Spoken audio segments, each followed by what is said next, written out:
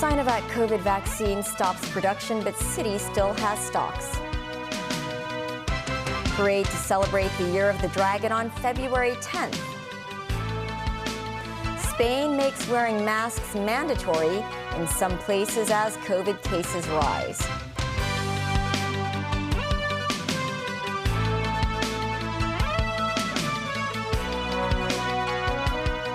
Hello and welcome to TVB News. Mainland media reported that China's Sinovac will cease manufacturing COVID vaccines. Hong Kong's Department of Health said there is enough inventory of Sinovac jabs for use this year. Jackie Lin reports. The Sinovac COVID vaccine is the only brand available for inoculation in Hong Kong that uses an inactivated form of COVID virus to create immunization instead of the mRNA technology. Citing Sinovac's documents, China's Jimu News reported the biopharmaceutical company has stopped manufacturing their COVID vaccines. In response to media inquiries, Hong Kong's Department of Health said the city's COVID inventory is enough for the expected need of this year. Earlier, the University of Hong Kong collaborated with another Chinese pharmaceutical group, Sinopharm, to conduct tests on inactivated vaccines against new COVID mutant strains. But if the current stockpile of Sinovac jabs runs out, will citizens be stripped of the inactivated virus vaccine option for a while? 呢個平台咧，佢係冇製造 XBB 呢個疫苗嘅喎。 Respiratory disease expert Professor David Hui from the Chinese University of Hong Kong said the inactivated vaccines now cannot help to defend against the XBB variant. This, as Sinovac only targets the ancestral or original coronavirus strain. He added, according to various studies, mixing different types of jabs using the inactivated and mRNA technology can help generate more potent antibody levels against COVID with better prevention of complications from COVID infections. The World Health Organization also warns of the more transmissible JN.1 COVID variant circulating globally. Professor Hui said there's no need to reintroduce the mask mandate in Hong Kong. But there's a need to rush up inoculation rates among the old and young, Hui said. He urges high-risk groups especially to get the third-generation XBB jab if their last vaccination or last infection was more than half a year ago. With both COVID and other respiratory diseases in the community, Hui also reminds these groups to wear masks in crowded places and public transport and pay more attention to hand hygiene. Jackie Lin, TVB News. The Chinese New Year night parade will be held in Tsim Sha Tsui for the first time in 5 years on the 10th of February. The event will begin at 8 p.m. at the Hong Kong Cultural Center before passing through areas such as Canton Road and Nathan Road and ending outside the Sheraton Hotel. The Chinese New Year Parade has been a very signature event of Hong Kong for so many years. Since we have actually not organizing this event for 5 years, so actually a lot of locals as well as the tourists have been expecting this event. We also have a series of events around Chinese New Year to make our tourists to stay longer. The parade will feature dragon-themed floats and performances from both local and foreign entertainers. Organizations such as Cathay Pacific and Hong Kong Disneyland will take part. 2,500 spectator seats will be on sale from 8 a.m. on the 27th of January at the Tourism Board's Visitor Center at the Tsim Sha Tsui Ferry Pier. Ticket prices will range between $300 and $480. Cathay Pacific Airways saw at least 20 more flights canceled today. The carrier CEO Ronald Lam once again apologized for the disruption. Timothy Lee tells us more. The cancellations of around 10 to 20 Cathay Pacific flights per day are set to continue into the end of next month. Cathay CEO Ronald Lam apologized again for the flight cuts and admitted flight cancellation notifications were delayed for affected passengers earlier this week. Throughout this incident, we've been keeping the Hong Kong government and all the regulators informed. And moving forward, we will also closely work with them to look at the root cause of this incident. We will take a very thorough look at our organization when it comes to operational planning. We're going to look at our end-to-end process when it comes to operational planning, as well as our technology, digital capability as well. He said the sudden flight cuts last month were mainly caused by the effects of the flu season, while flight cuts this month and in February were made to ensure operations throughout Chinese New Year will run smoothly. The number of pilots working for the city's flagship carrier has halved to compare with the pre-pandemic number. Operational capabilities have returned to 70% of the pre-COVID period. Regarding concerns about the airline's goal of restoring full operational capability within this year, Cathay said it will increase its manpower by 5,000 before the end of the year, but did not mention how many of them will be pilots. Secretary for Transport and Logistics Lam Sai-hung said Cathay had not done a good job in both the communication and aftercare for affected passengers, and has asked airline authorities to make improvements. The Civil Aviation Department mandated Cathay to submit reports, including staffing information, to authorities before the end of the month. Timothy Lee, TVB News. Taxi passengers will soon be able to pay for their rides through scanning the QR codes on the Octopus payment network. The scheme will be implemented on the 25th of this month. The digital payment system applies to platforms such as UnionPay, Alipay Hong Kong, as well as some mainland platforms. Currently, 21,000 taxi drivers in the city are using the Octopus app for business. A 4-month pregnant woman was hit by a truck in Kwun Tong on Tuesday, died this morning. The 31-year-old underwent 2 days of emergency treatment at Kwong Wah Hospital. Her family had been waiting anxiously, but the woman was pronounced dead at around 11:30 a.m. On Tuesday, the pregnant woman was hit by a truck which was driving along Hoi Bun Road and making a turn into Tsunyip Street. She sustained severe injuries to her head. The 59-year-old driver was arrested on suspicion of dangerous driving and causing grievous bodily harm. Hong Kong Customs seized more than 3,000 kilograms of suspected smuggled Australian lobster in Tai O on Wednesday. No one was arrested. Some of the lobsters were still alive when seized in these styrofoam boxes. Worth around $1.24 million, these lobsters were carried by 5 electric tricycles on the coast near Sun Key Street. 2 speedboats then picked them up. When customs officers attempted to make arrests, suspected smugglers on the speedboats fled towards mainland waters. Customs believe the lobsters were intended to be smuggled to the mainland to meet increased demand in high-end food ahead of the Chinese New Year holidays. If not intercepted, the lobsters could evade around $1 million in taxes. Overseas, Spanish Health Minister Monica Garcia made wearing masks mandatory in healthcare centers around the country from Wednesday. This as the country faces a peak of flu and COVID-19 infections. The Spanish Health Ministry ordered wearing masks in hospitals and healthcare centers and recommended them in private clinics, pharmacies, and dental practices. Several Spanish regions had already ordered patients, visitors, and staff at hospitals to wear masks last week. Spain's central government on Monday proposed extending that requirement nationwide. Regions will be able to lift the requirement if infections fall for 2 weeks. Spain was among the last European countries to drop requirements to wear face masks following the pandemic. Papua New Guinea is restoring order after at least 16 people were killed in riots. Police officers had walked off their jobs in protest over pay, which was followed by a day of rioting. Some Chinese shops have been looted, and Beijing has urged local authorities to ensure the safety of Chinese citizens and institutions. David Garrett reports. Flames leap into the sky on a deadly night in Papua New Guinea. The fire is a result of looting that took over the capital, Port Moresby. Similar scenes were reported in the second city, Lae. Protests by the police and public sector over a pay cut was a catalyst for deadly riots. The economy has suffered with high unemployment and spiralling costs. Earlier, smoke was seen lifting into the sky as fires started. Other aerial shots showed a mass of people converging on a large shopping centre and stealing items. At ground level, some businesses had been gutted by fires. Shops and banks were forced to close.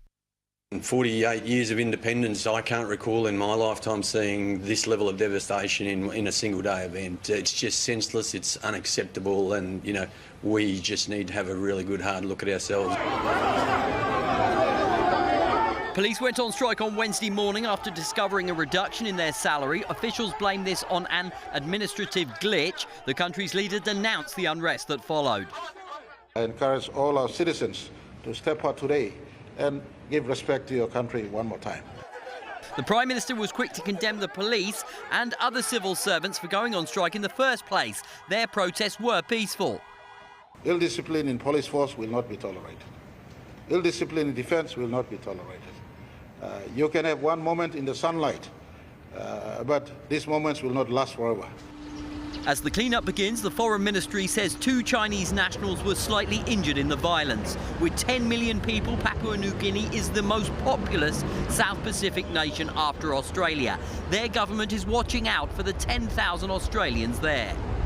Our High Commission in Port Moresby are keeping a very close eye on what is occurring there, making sure that Australians are looked after. We continue to urge calm at this difficult time. David Garrett, TVB News.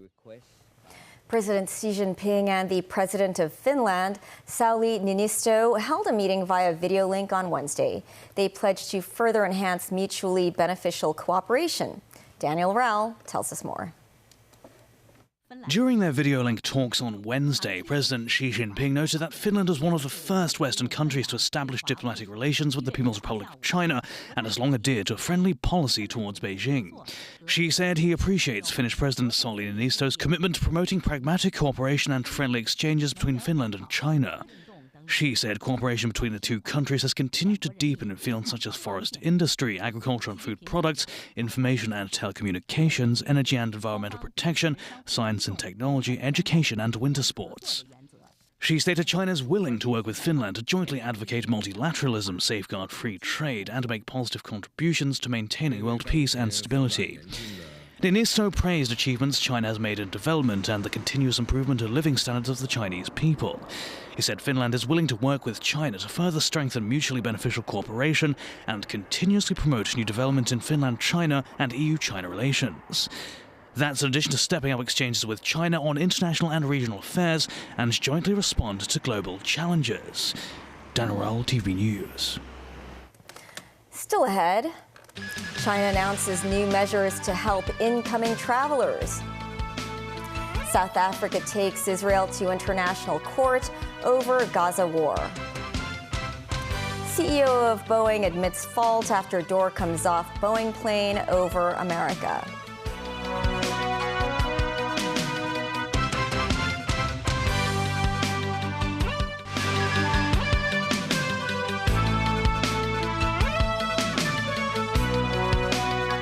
Welcome back to TVB News. The National Immigration Administration in Beijing has unveiled 5 measures to facilitate foreigners coming to China for business and tourism. They include relaxing visa application conditions and streamlining procedures for visa extension. Jackie Lin reports. Under the new measures by the National Immigration Administration, it will be easier for foreign nationals who urgently need to engage in business or non-diplomatic activities to travel to China, but can't obtain a visa overseas in time. They can apply for a port visa to enter China by presenting relevant supporting documents to port visa authorities. A visa-free transit too for travelers with international connecting flights within 24 hours. Foreign nationals can transit through 9 international airports in China, including the Beijing Capital Airport, without going through immigration procedures for up to 24 hours. 外籍人员来华逐步增多。 Liu Haitao, deputy head of the National Immigration Administration, said with the increasing number of foreign visitors, some of them reflected the need for a smoother visa application process. With that, the immigration authorities look set to address key challenges and hurdles related to the entry of foreigners for business, study, and travel to also better facilitate global economic recovery, Liu said. According to the latest statistics from the National Immigration Administration, 210 million visitors entered China in 2023. That's nearly 63% of pre-pandemic levels. Authorities believe visitor numbers will continue to rise in 2024 with the resumption of international flights and cross-border exchanges. Jackie Lin, TVB News. The International Court of Justice is hearing a case filed by South Africa, which is accusing Israel of genocide in their war on Hamas in Gaza. Israel rejects the allegation. The United Nations International Court of Justice convened at The Hague in the Netherlands. The hearing will take place today and tomorrow. They will listen to South Africa's claim that Israel is violating obligations it has under a UN genocide convention. South Africa wants the judges to advise that Israel halt its military campaign. In their opening remarks, they accused Israel of apartheid. On 6 October 2023, we are also particularly mindful of Israel's institutionalized regime of discriminatory laws, policies and practices designed and maintained to establish domination, subjecting the Palestinian people to apartheid on both sides of the Green Line. Decades-long impunity for widespread and systematic human rights violations has emboldened Israel in its recurrence and intensification of international crimes in Palestine. The United Nations Security Council has adopted a resolution condemning Houthi attacks on vessels in the Red Sea.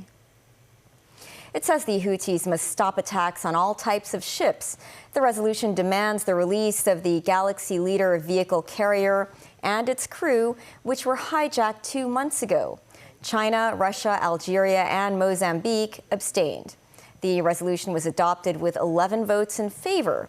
The U.S. and British Navy say they shot down 21 drones and missiles that were attacking ships earlier this week. They said it was the largest attack of its kind carried out by the Houthis. The militant group, which control most of Yemen, have been attacking vessels to show support for Hamas and the Palestinians in Gaza. The Council must speak now with a unified voice and adopt this resolution. Repeated Houthi attacks on international shipping are a security threat. They are an economic threat, increasing the prices people pay for food, medicine, and energy. Boeing CEO has admitted the company was at fault after an Alaska Airlines Boeing 737 MAX 9 plane suffered a door blowout in the middle of the flight. NBC News spoke to Boeing CEO David Calhoun. 5 days after a near-catastrophic mid-air emergency, the CEO of Boeing, in an exclusive interview with CNBC's Phil LeBeau, says he was devastated and emotional seeing the gaping hole in that Alaska Airlines MAX 9 Friday night. What I really saw was the empty seat. And I had spent a week with my kids and grandkids, and so enough said. Thankfully, no one was seated near the hole. During a Boeing safety stand-down Tuesday, CEO David Calhoun told employees airline and passenger confidence in Boeing is at stake. We're going to approach this, number one, acknowledging our mistake. The NTSB's focus, that blown-out door plug, looking for signs of metal fatigue and whether it was ever properly secured. 4 critical bolts have not yet been recovered. Both Alaska and United Airlines, which fly the MAX 9, report finding loose bolts around other MAX 9 door plugs. How did an unsafe airplane fly in the first place? Because a quality escape occurred. Calhoun doesn't know if the breakdown in production line quality control happened at Spirit Aerosystems, which makes the fuselage, or Boeing, which turns out the plane. Spirit said today it remains focused on the quality of each aircraft structure that leaves our facilities. Transportation Secretary Pete Buttigieg. Are you concerned about the quality of product that Boeing is turning out, and should the American public be concerned? What I'll say is that every plane that they deliver to an airline, every plane that goes into the skies needs to be 100% safe, and they need to be able to demonstrate that. 5 years after 2 MAX 8 crashes killed 346 people overseas, CEO Calhoun says the company's reputation is on the line. It's serious. It's a safety incident, and nobody's going to live with that, period. In other news, hundreds of hip-shaking, wig-wearing music fans began their annual pilgrimage to the Elvis Festival in Australia. The festival is the world's largest tribute to the iconic musician. Revelers danced to the King's hits at Sydney's Central Railway Station before catching the Elvis Express to the rural town of Parkes. Passengers can enjoy a steady stream of Elvis-themed entertainment with tribute artists belting out the King's biggest hits. Organizers expect up to 25,000 people to attend the festival. Oh, what happens on the Elvis Express stays on the Elvis Express, you know. Look, it's really just a lot of fun. Everyone's got so serious. The world, everyone's painting their house grey, the world's gone grey. We need a bit of colour and a bit of fun.